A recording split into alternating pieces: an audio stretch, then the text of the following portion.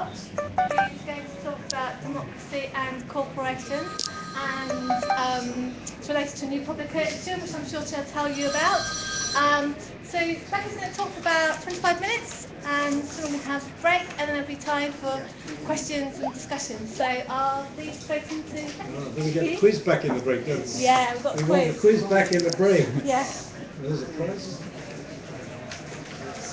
Okay, so I hope you can all hear me. I'm not, I don't have the loudest voice, but I'll do my best. If you can't hear me, do just put your hand up, let me know. Come closer. Yeah, maybe come a bit closer as well.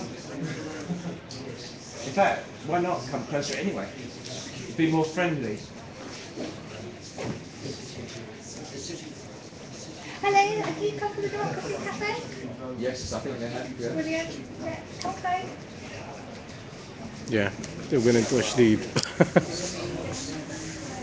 Sorry for the lighting, they've made it darker.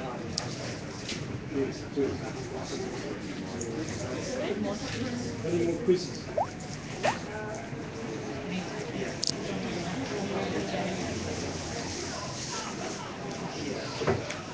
Do you want to sit down here? Yeah, sure.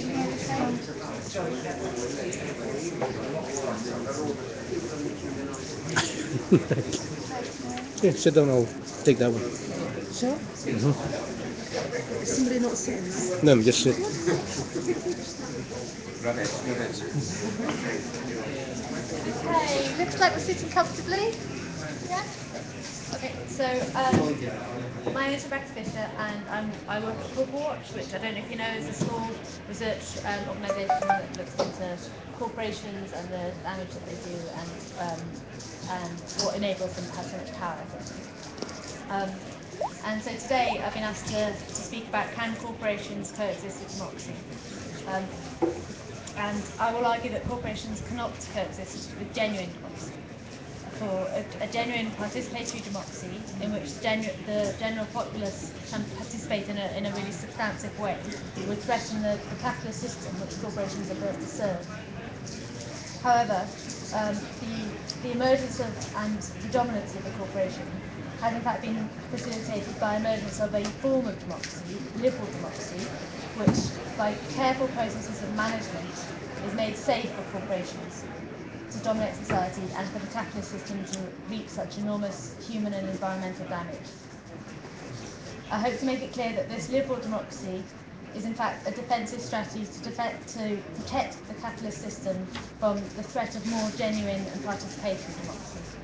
So not only can corporations not exist with genuine democracy, but they have actively ensured to create a mainstream consensus that they can and must. In this way, the anti-democratic nature of capitalism is hidden and general consent to an unfree and unequal society is engineered.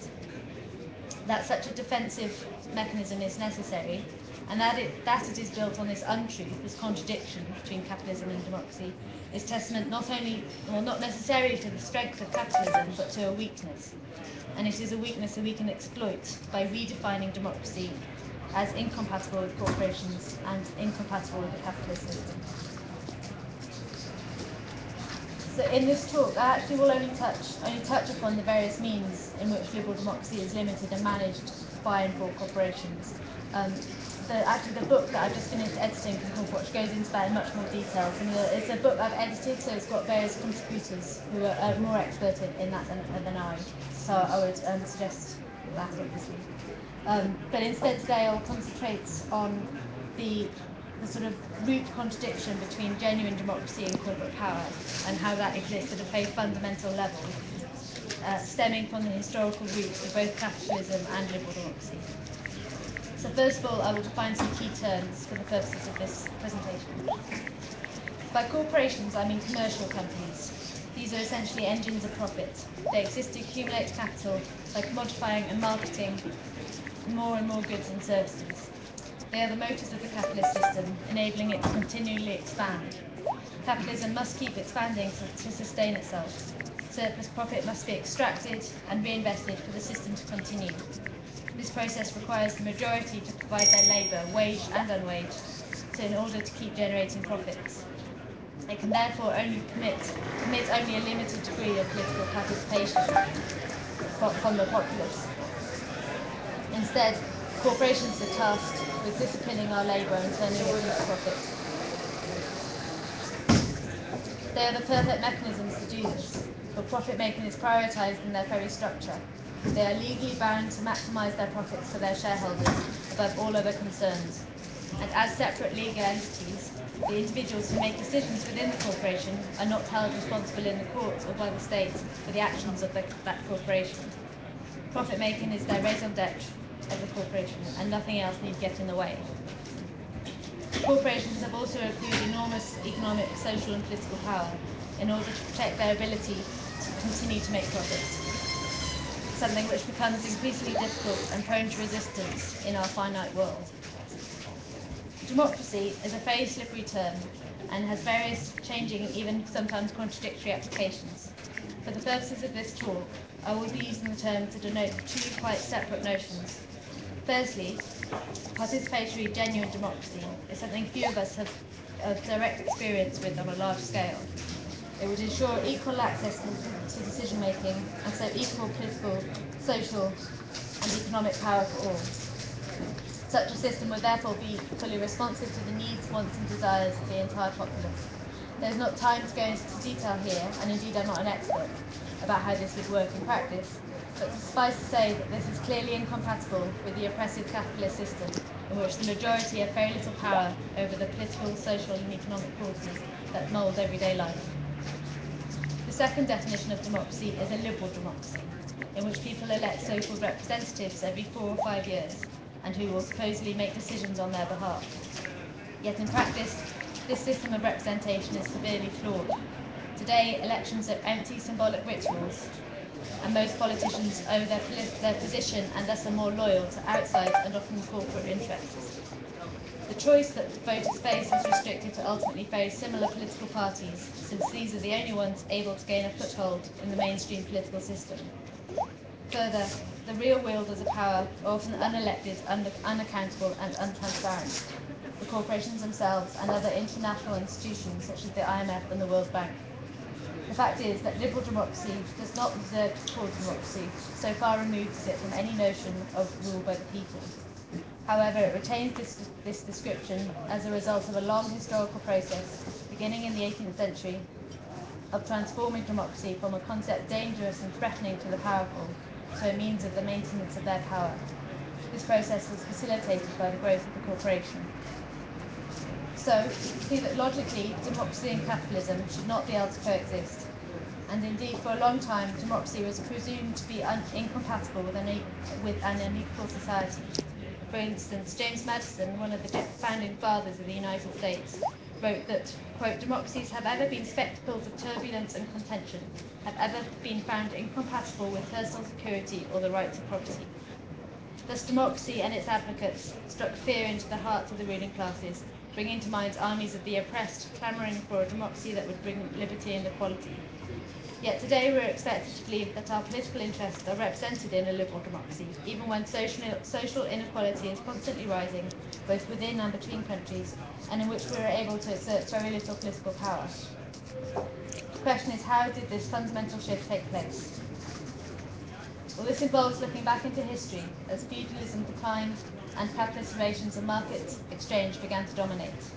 The great innovation upon which this shift depended was the separation between the political and economic sphere, which corporations have helped to entrench and legitimate.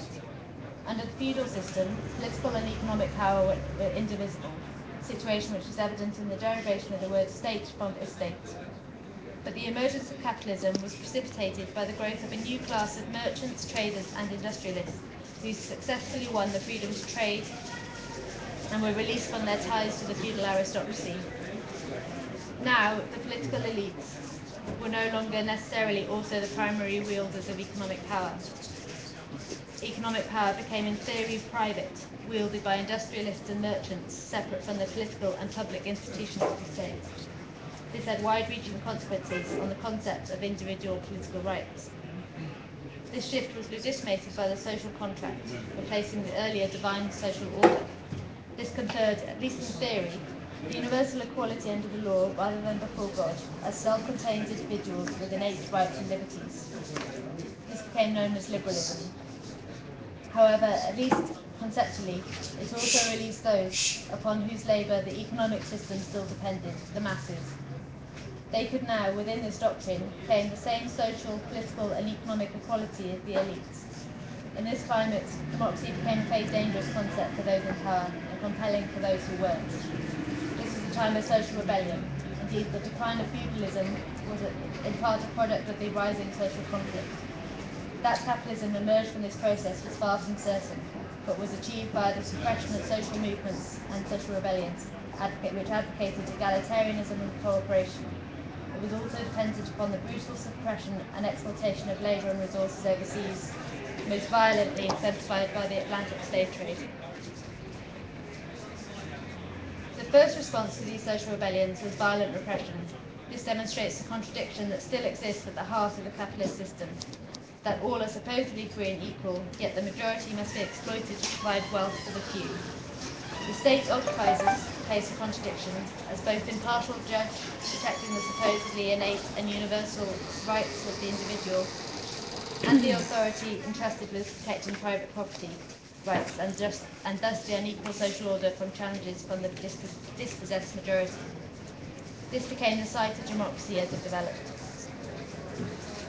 Yet economic power and political power are in reality impossible to separate. It is impossible to be politically free and equal in a class society built and even predicated upon socio-economic oppression. And indeed, it was highly problematic. It led many elites in the 18th and 19th centuries to vehemently oppose the extension of political rights out of fear that it would lead to increased socio-economic equality. It was here that the growth of the corporation assisted to resolve this dilemma and to make democracy safer for capitalist inequality and oppression. Corporations helped to both entrench and legitimate the separation of the political and economic spheres.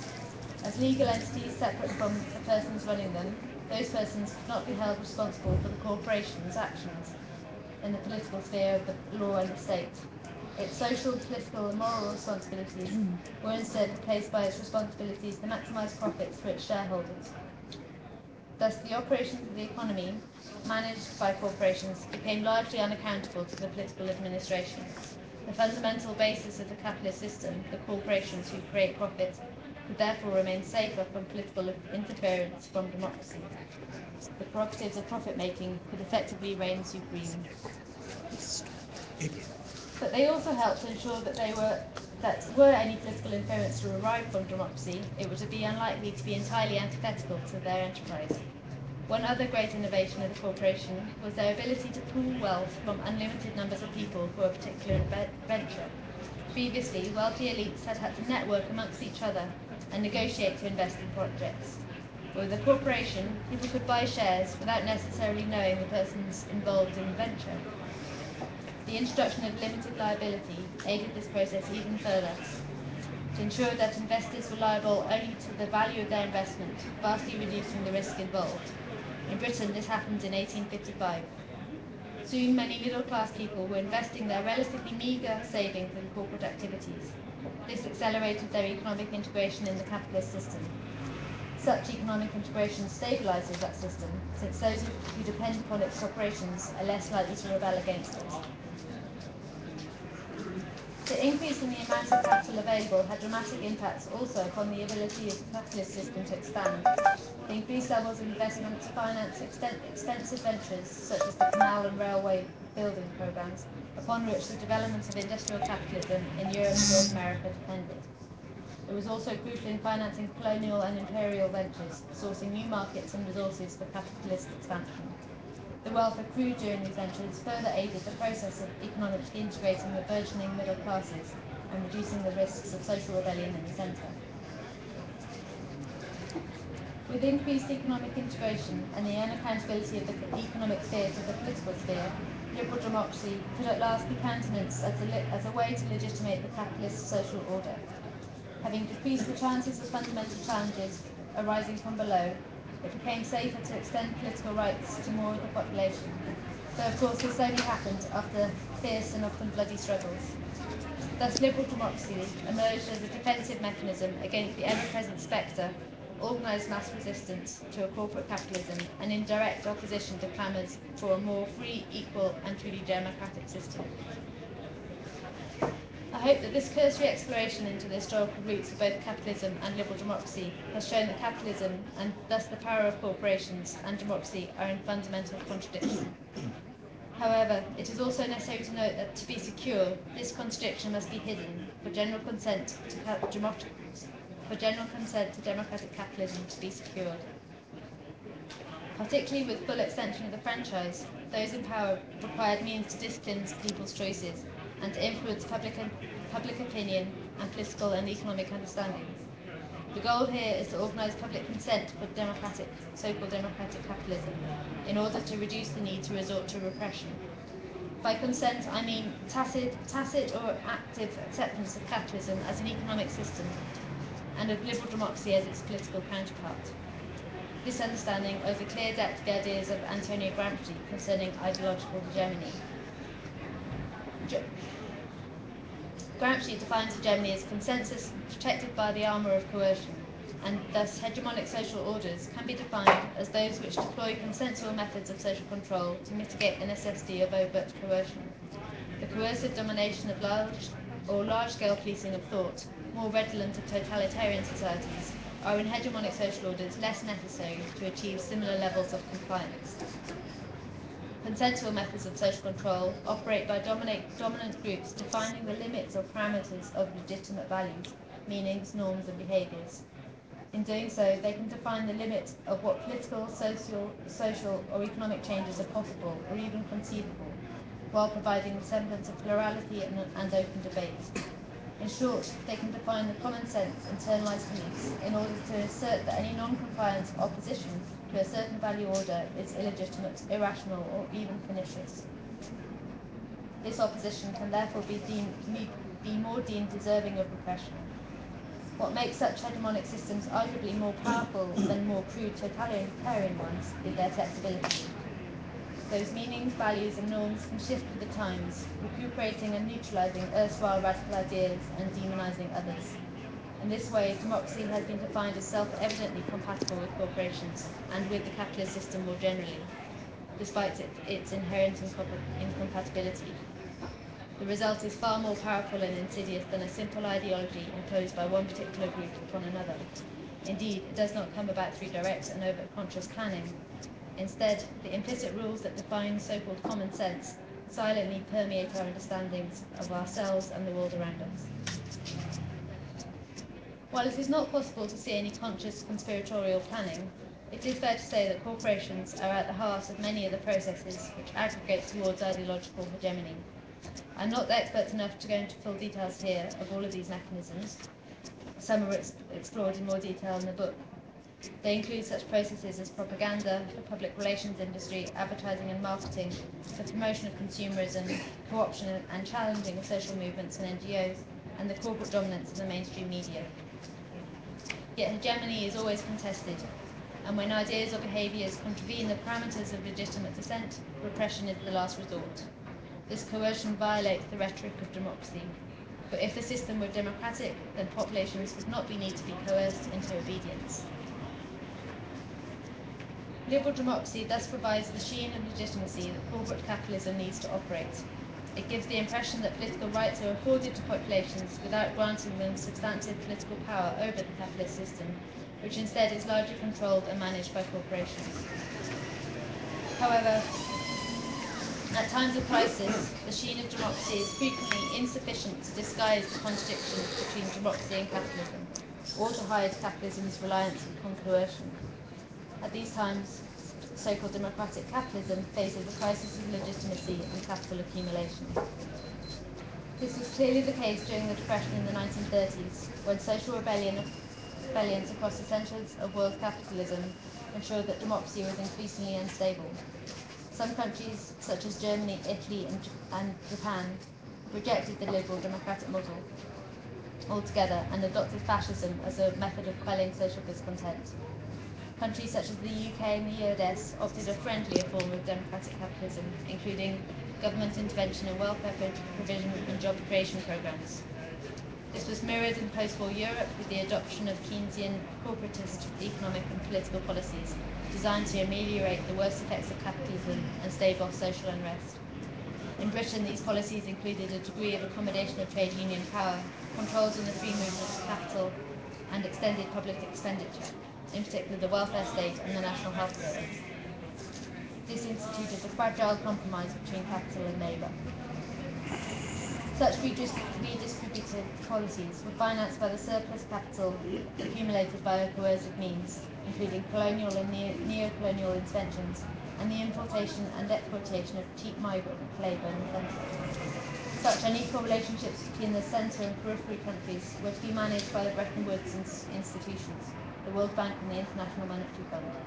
They have come to deploy coercive economic disciplinary mechanisms, often involving debt, to police countries' macroeconomic policies. In doing so, they have often contravened the political and economic decisions made by apparently democratic mandated governments. Such behaviour demonstrates the reliance of corporate capitalism on anti-democratic coercion, a result of its inherent incompatibility with genuine democracy. And this tension has continued ever since, as the coercion at the heart of the capitalist social order conflicts with its democratic rhetoric. Democracy has frequently been used as a trope to legitimate foreign interference in supposedly sovereign countries during the 20th and 21st centuries. The US government was the first to use the rhetoric of democracy to make a case for war when Woodrow Wilson was persuading the US public to consent to fight in World War I. This morphed in the second half of the 20th century to an active role in manipulating or even selecting or removing political elites in the targeted countries. Economic and military aid, coups d'etats, assassinations, and military invasions were all deployed in order to provide unfettered access to the available resources and or labour force for the US corporations, and particularly against communist or left-wing political movements. As US National Security Advisor Henry Kissinger said in 1970, "I don't see why we need to stand by and watch a country go communist because of the irresponsibility of its own people." Jeez. Okay. Thank you, Rice. Well-known examples include the coup d'etat to remove the left-wing Iranian Prime Minister Mohammad Mossadegh and replace him with the Shah of Iran, who then obediently granted oil contracts to American and British companies. Such interventions were sometimes requested by particular corporations. In Guatemala, Jacobo Arbenz' elected government adopted land reforms which threatened the agricultural monopoly of the US-owned United Fruit Company, now known as Chiquita. At the request of the United Fruit Company, the CIA removed the Arbenz government in a coup d'etat. At the time, this was seen as critical to counter governments in the area who were more responsive to the needs of the populace than to corporate interests. As one State Department official explained, Guatemala has become an increasing threat to the stability of Honduras and El Salvador. Its agrarian reform is a powerful weapon. Its broad social program of aiding the workers and the peasants in a victorious struggle against the upper classes and large foreign enterprise has strong appeal to the populations of Central American neighbours where similar conditions prevail. Nor was such political interference in supposedly democratic operations limited to periphery countries. Immediately following World War II, the CIA bankrolled both French and Italian centre-right and conservative parties in order to prevent communist successes in the post-war elections. They also worked to destroy the political left in Greece. However, such unsubtle methods, which blatantly contradicted the rhetoric of democracy, upon which the US staked its propaganda efforts as leader of the free world in the time of the Cold War, ultimately backfired. The invasions of Korea and Vietnam and the exposure of the CIA's anti-democratic practices, coupled with a stagnating global economy and rising social and political instability, contributed to the breakdown of the post-war settlement. This was a severe crisis of legitimacy of democratic capitalism. An alternative solution was devised: neoliberalism. This sought to increase corporate power and market freedoms in order to restore the class power of the wealthy elite. This turbocharged variant of capitalism is even harder to reconcile with the rhetoric of democracy. Doing so has therefore involved a more intensive attempt to construct ideological hegemony both in the centre and in the periphery, where the programmes have been misleadingly described as democracy promotion. The rationale behind democracy promotion was to attempt to control and manipulate civil society within intervened countries in order to manipulate public opinion and neuter resistance. In practice, this meant instead of manipulating the political structures from above via assassinations, coups d'etats, or invasions, democracy promotion would try and effect a similar process of change from below. This would involve cultivating and channeling the social movements, trade unions, political parties, NGOs, mass media, etc. In this way, it was hoped that the general populations would consent to accommodate US and neoliberal interests and choose the leaders who would pursue policies compatible with the transnational corporate economy. It constitutes the replication of the consensual means of control that have been utilised in the US and European domestic political systems. Democracy promotion forms an important part of how democracy is made safer for global capitalism, aiming to secure broad acceptance for overwhelming corporate power and rampant capitalist expansion across the globe. As I hope I've explained, democratic practices have had to be continually restricted and limited in order to insulate the processes of capital accumulation from political pressures from subjugated classes and groups. Corporations and the capitalist order they serve can thus never be compatible with genuine participatory democracy. As we have seen, this has resulted in an unstable and sometimes precarious hegemonic order in which democracy is both a mask to legitimate capitalist coercion and a direct threat to those coercive forces. Thus, the existing supposedly democratic systems have to become ever more anti-democratic and ever more adept at hiding and disguising this, in line with capitalist expansion. Thus, the claims for the existence of such thing as democratic capitalism, a crucial means of securing public consent, are increasingly jeopardized as neoliberal capitalism rampages on. Thus, today we are experiencing increasing corporate domination of many supposedly democratic practices, from the revolving doors between companies and governments to the large-scale bankrolling of election campaigns, from the insulation of monetary policy making from any form of even nominally democratic control to the deployment of corporations to rebuild democracy in Iraq. Most obviously exposing the myth of democratic capitalism has been the readiness of the state to bail out the financial sector entirely without public consultation, and the subsequent imposition of the costs of this on the public via brutal cuts and privatisations. In addition, increased levels of coercion have been required to maintain this system, further undermining the myth of the compatibility of democracy and capitalism.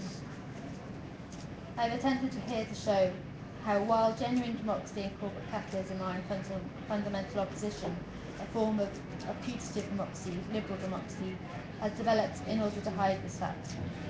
Exploiting its positive connotations, the notion of democracy is used to legitimate the capitalist social order and corporate power. Far from coexisting with genuine democracy, corporations serve to help to protect capitalism from the threats posed by the equality of access to political power and decision making that genuine democracy would provide. Corporations also actively hide the incompatibility via propaganda, control of the mainstream media, consumerism, and the manipulation of civil society. The result is a sense that it is almost a heresy to question the inviolability of democracy and capitalism. Today we are expected to believe that not only is capitalism, and thus corporate power, able to become fair and democratic, since persuading us that it is already is far too much of a stretch, but that it is the only system capable of doing so. Thus, in spite of the incontrovertible finiteness of the planet, which is already at risk of becoming soon uninhabitable, we are expected to believe that this system, which demands perpetual growth and continued commodification, exploitation, and resource extraction, is both sustainable and democratic. This is the reality of ideological hegemony, the construction of patently illogical notions as common sense, and the delegitimation of opinions which go against this grain.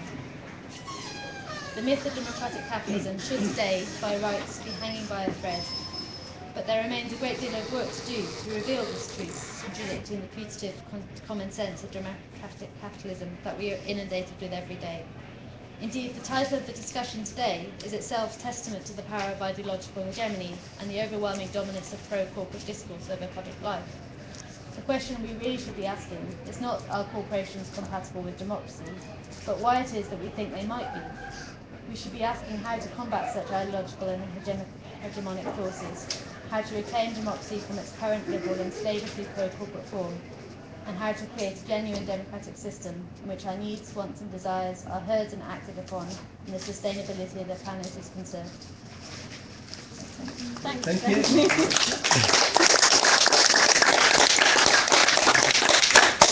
That's a great note to end on.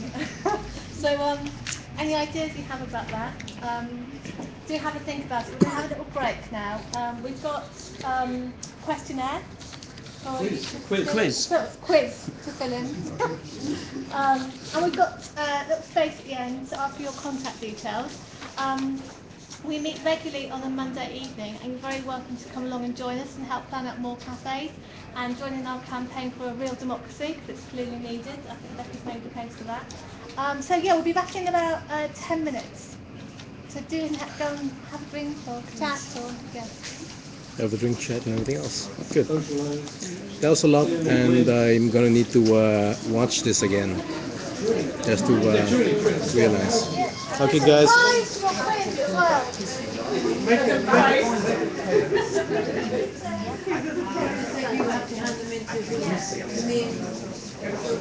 Okay. Hi, guys. Hopefully you're enjoying the show so far. Yep, democracy. So it's Democracy Café. Can corporations and democracy coexist? When in the City of York pub, Chancery Lane in London, and this place has been open since, well, it's been open for about 400 years now. So hopefully we can do this. And the book that she mentioned was Managing Democracy, Managing Dissent by Corporate Watch. I'll see if it's we can show it. Not really. Oh, there it is. Managing Democracy, Managing Dissent, Capitalism, Democracy, and the Organization of Consent. It's edited by Rebecca Fisher, Corporate Watch. Thank you. And it's going to be a long read. It's the sort of read that you actually have to skip pages. You can sort of go in and out. There's chapters that will stand up on their own. You don't have to read it cover to cover. Okay. Yeah, might be interesting. Oh, how much is it? It's £8. It's £8 bargain. So it'd probably be a lot of. So okay, what's the selling point? What you would tell people?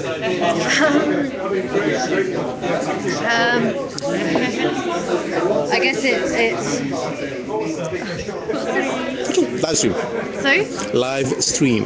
Oh no, please don't. No, it's okay. Don't worry about it. Like it's my last video had about 600 people watching it in total. At the moment we only have about 6-7 people, but then Like a live webcam straight to YouTube.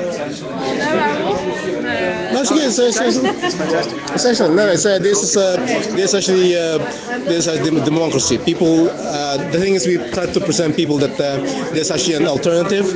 Like the recent YouGov poll, okay, had you mentioned Conservatives, Labour, Liberal Democrat, and UKIP. UKIP don't even have an MP in Parliament, and they completely blanked off the Green Party. Because this was actually a poll run by YouGov and The Sun. So start thinking, so what the hell happened to the Green Party then? It's like they made the poll such that you can only answer a certain way. You can't answer there was an other as in 18%. So you think, okay, maybe the UKIP is 11%, maybe 8% is for the Green Party, but then it's still damn annoying the fact that they actually have this. Anyway, that's how we're trying to present an alternative media. So yeah, please. Anyway, guys, thank you for joining us. Come back in about 10 minutes. We shall be back, and bye bye. If you want a coffee, just link you can give it away to your friends or sit back and watch it yourself. Say hello to mom. Say hello to your friends or something. No? Okay. Anyway, guys, so be back in about 10 minutes. Thank you.